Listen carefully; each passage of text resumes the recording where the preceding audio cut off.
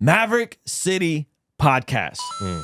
Over 2.5 hours. What's the version they put out? I don't know how much they edited. We said Fuck Conversation felt like 3 hours long on their YouTube channel, Tribal, and I had the opportunity, the pleasure to more or less press them about every single controversial topic. So it's 2 hours public, but we sat down for well over 2.5, 3 hours. What did they cut? I think they cut much. I don't remember. I mean, it was a couple weeks ago, so I don't claim remember. is that they cut an hour. Yeah, I think from the moment we sat down to There's some meandering. Yeah, some meandering. Yeah. Like oh, we needed to hit record. Yes, that's everything. Yes. And it was also an interesting dynamic to sit with 3 people at the same time and to try to navigate a conversation with as much stuff as we could. This was shot before the Glorilla thing, which I've been fairly outspoken about my disagreement with the Glorilla thing. Though Glorilla has now came out and said she is abstinent in the name of Jesus. Hello. Saving herself from marriage. Hello. So maybe they made a call. So maybe they helped. So yeah, super long conversation. I think that them leaning into all the controversy and addressing it is a wise move because they haven't. Yeah. And when you're silent, I think it does more harm than good because then people can run with their own narratives. True. I wish they would have done this in the midst of all the craziness. Hello. You know, I think that would have been probably wise. But hey, better late than never to address all of the crazy stuff that has been going on. So what was the podcast like? It's their first ever. So are they going to be putting out more episodes? And then when you showed up, what was it like? We were at Norm's house, beautiful home. Okay, is that his house? It was at his house. You know, when people don't know, like we're here, this space may look big, but it's fairly small. So you got cameras, stands. We don't have people behind the cameras. We don't have people running audio. It's just us. A lot on these streams, it's me cutting live. Yeah. Right? Big production crew. Really big production crew. People on cameras, really nice cameras. Someone running mics, someone producing. They had someone running mics, audio, producing, video, producing. So pretty big. Like, oh, okay, this is like a thing. Industry standard. You know. Okay. So that was interesting.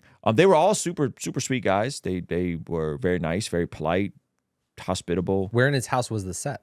Is it a garage? Well, you know, he's in Atlanta. Living room? He's in Atlanta, so Atlanta has basements. Oh, it's a basement. So he has a really nice basement. So that is pretty much his basement. It looks like they didn't build a set. Like that is his basement. Oh, okay. Okay, cool. Yeah, so it's like the basement, those little basement apartment type vibes. Yeah. It's like a full. I mean, full livable space underneath. Full livable space underneath. So yeah, beautiful home. Got to meet Norm's wife. Beautiful family. Nice. And they didn't tell me nothing was off limits. They weren't afraid to talk about anything.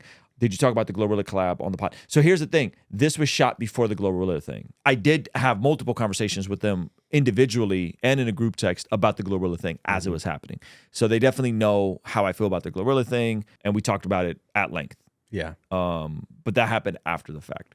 So the Glorilla thing for me was just like, man, you guys are kind of turning this corner or attempting to turn this corner and trying to move away from controversy, and then you got like another controversial moment, you know.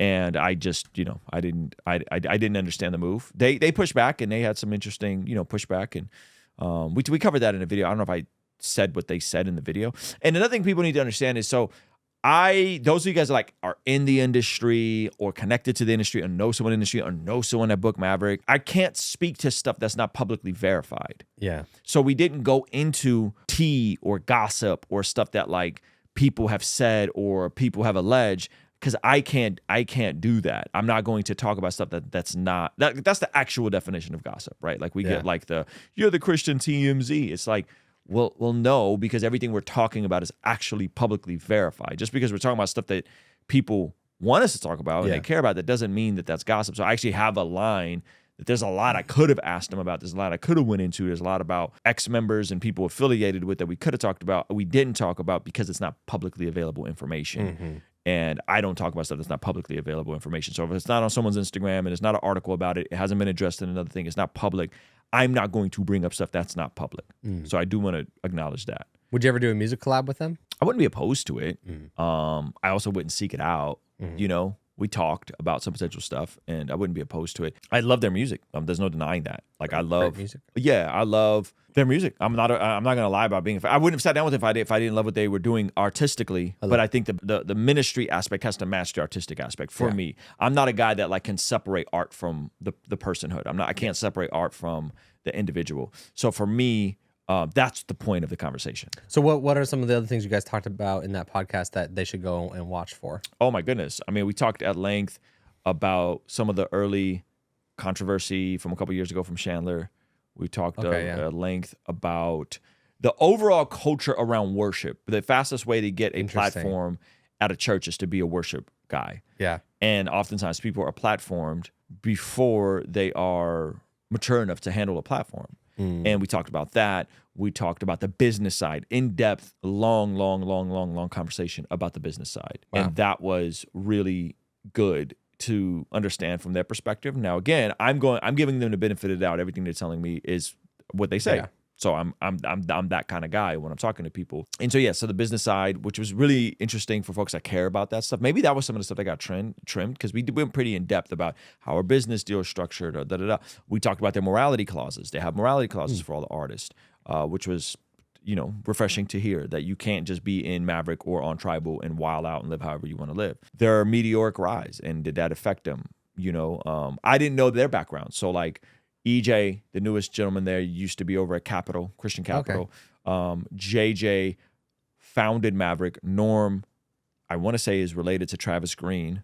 And they had a media agency before this that they would do marketing for Christian artists. Gotcha. So I was kind of curious about the origin story and how much of this landed into place, how much of this was calculated. And it was a good combination of like some of this was just organic and Lord breathed on it.